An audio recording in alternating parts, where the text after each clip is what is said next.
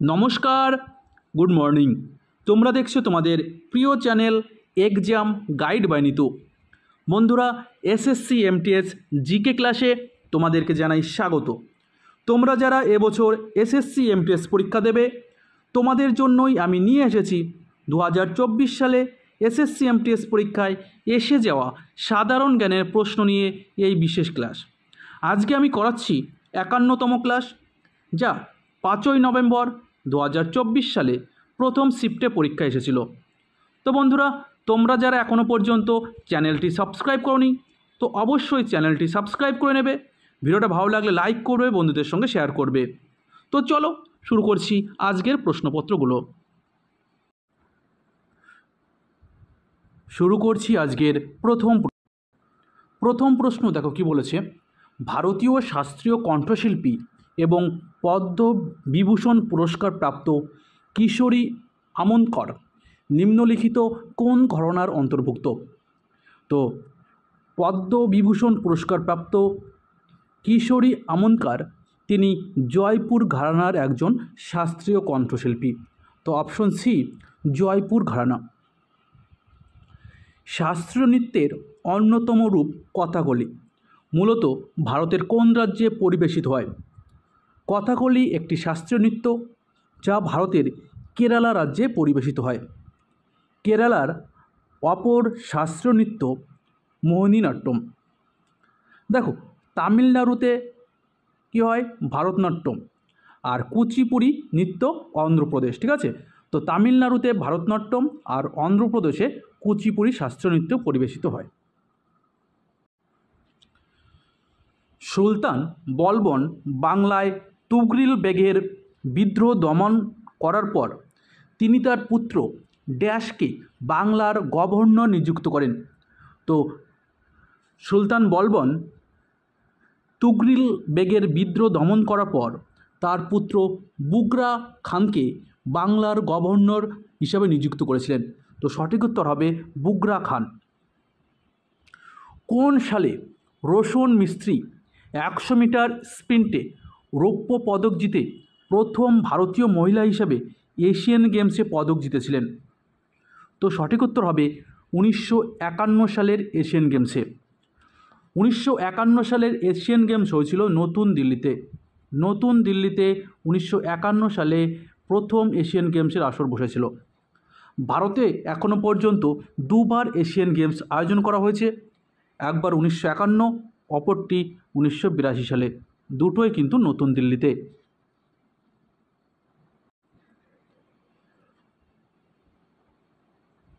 '73 সালে ভারতের প্রথম মহিলা হাইকোর্টের বিচারপতি আন্না চণ্ডী মালায়ালাম ভাষায় তার আত্মজীবনী ড্যাশ ভাষায় রচিত প্রকাশ করেন।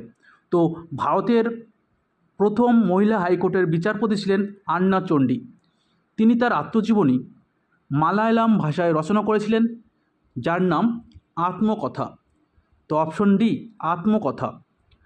দেখো, the race of my life এটা মিলখা সিংয়ের, the test of my life Yuvraj Singh, playing it my way এটা হচ্ছে শচীন টেন্ডুলকার। ঠিক আছে, আবার বলছি, the race of my life Milkha Singh, the test of my life Yuvraj Singh, আর প্লেয়িং ইট মাই ওয়ে এটা লিখেছিলেন শচীন টেন্ডুলকার। পরবর্তী প্রশ্ন, সঙ্গম কবিরা গ্রন্থ রচনার জন্য নিম্নলিখিত কোন ভাষা ব্যবহার করেছিলেন? তো সঙ্গম কবিরা গ্রন্থ রচনা করার জন্য তামিল ভাষা ব্যবহার করেছিলেন। অপশন বি, তামিল ভাষা।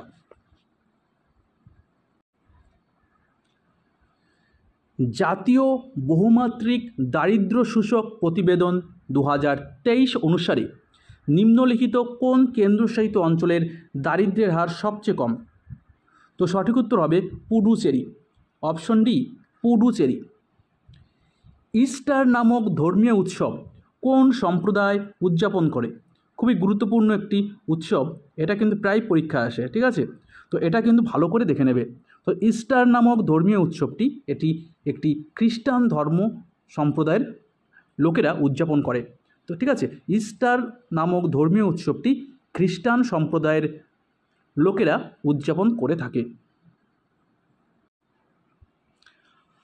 আত্মারাম পাণ্ডুরঙ্গ বোম্বেতে নিম্নলিখিত কোন সংস্থাটি প্রতিষ্ঠা করেছিলেন? আত্মারাম পাণ্ডুরঙ্গ, তো আত্মারাম পাণ্ডুরঙ্গ প্রতিষ্ঠা করেছিলেন প্রার্থনা সমাজ।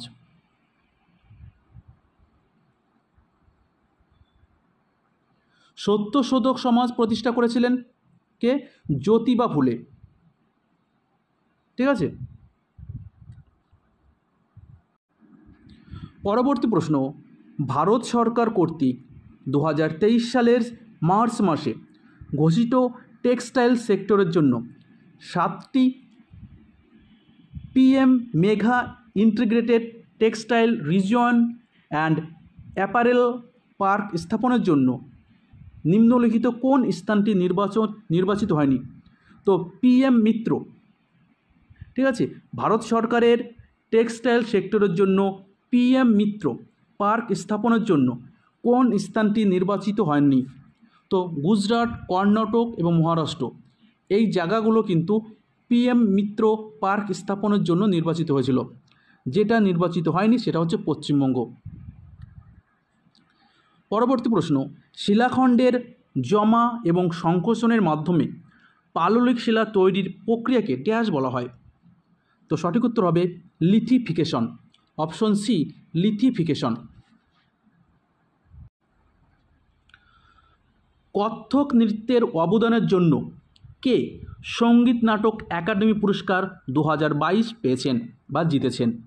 তো কত্থক নৃত্যের জন্য সঙ্গীত নাটক একাডেমি পুরস্কার 2022 পেয়েছেন কমলিনী আস্তানা এবং নলিনী আস্তানা। কমলিনী আস্তানা এবং নলিনী আস্তানা সঙ্গীত নাটক একাডেমি পুরস্কার 2022 পেয়েছেন কত্থক নৃত্যের জন্য। 97তম সাংবিধানিক সংশোধনী আইন দ্বারা ভারতীয় সংবিধানের নিম্নলিখিত কোন বৈশিষ্ট্যগুলো যুক্ত করা হয়েছে? তো 97তম সংবিধান সংশোধনী আইনের মাধ্যমে সমবায় সমিতি এটি কিন্তু যুক্ত করা হয়েছে।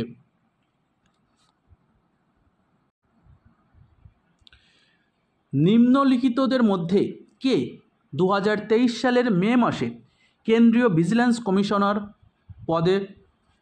পদ গ্রহণ করেছিলেন? তো তিনি এখনও রয়েছেন। তো তিনি হলেন প্রবীণ কুমার শ্রীবাস্তব। প্রবীণ কুমার শ্রীবাস্তব তিনি 2023 সালের মে মাসে কেন্দ্রীয় ভিজিল্যান্স কমিশনার হিসাবে শপথ গ্রহণ করেছিলেন। তিনি 2027 সাল পর্যন্ত কিন্তু এই পদে থাকবেন। শান্তানাম কমিশনের সুপারিশের ভিত্তিতে কেন্দ্রীয় ভিজিল্যান্স কমিশন প্রতিষ্ঠিত হয়েছিল। নিচের কোনটি প্রাকৃতিক নয় অর্থাৎ কৃত্রিম? দেখো, গাঁজা, তুলা এবং পাট এগুলো কিন্তু প্রাকৃতিক, কিন্তু যেটা প্রাকৃতিক নয় অর্থাৎ কৃত্রিম সেটা হচ্ছে পলিয়েস্টার। Option B, polyester. জাতীয় বহুমাত্রিক দারিদ্র্য সূচক প্রতিবেদন 2023 অনুসারে ভারতের দারিদ্র্যের হার কত 2019-21 মরশুমে? তো ভারতের দারিদ্র্যের হার ছিল 14.05%।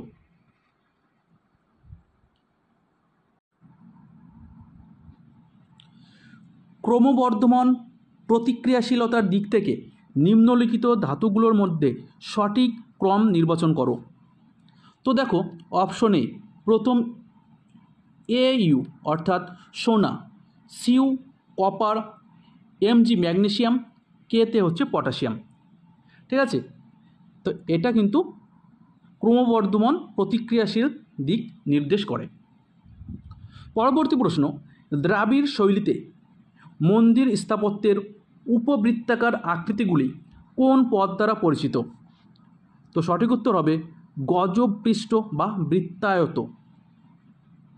ঠিক আছে, গজপৃষ্ঠ বা বৃত্তায়ত।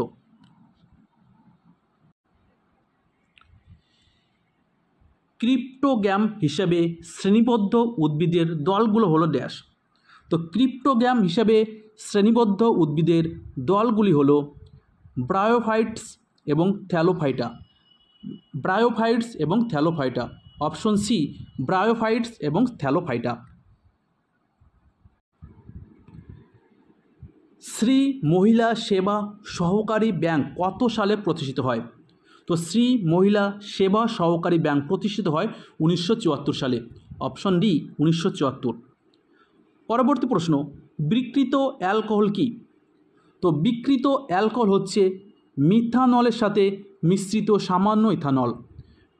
মিথানলের সাথে মিশ্রিত সামান্য ইথানল, এটা বিকৃত অ্যালকোহল। টেনিসে ড্রপ শট শব্দটির অর্থ কী? তো টেনিসে ড্রপ শট শব্দটির অর্থ হচ্ছে মৃদুভাবে এবং জালের খুব কাছ থেকে খেলা একটি শট। মৃদু বা সূক্ষ্মভাবে এবং জালের খুব কাছ থেকে খেলা একটি শটকে বলা হয় ড্রপ শট। পরবর্তী প্রশ্ন, ড্যাশ ভারতের ভৌগোলিক বৈশিষ্ট্য যা তাদের ল্যাটেরাইটিক মাটির জন্য পরিচিত, যা চা, কফি এবং রাবারের মতো আবাদ ফসলের জন্য সহায়ক? তো সঠিক উত্তর হবে পশ্চিমঘাট পর্বত। তো পশ্চিমঘাট ভারতের ভৌগোলিক বৈশিষ্ট্য যা তাদের ল্যাটেরাইটিক মাটির জন্য পরিচিত, যা কফি, চা এবং রাবারের মতন আবাদ ফসলের জন্য সহায়ক। তো এই পশ্চিমঘাট ঘাটে এবং পূর্বঘাট ঘাটে কিন্তু চা, কফি এবং রাবার এর মতো ফসলও কিন্তু উৎপাদন হয়।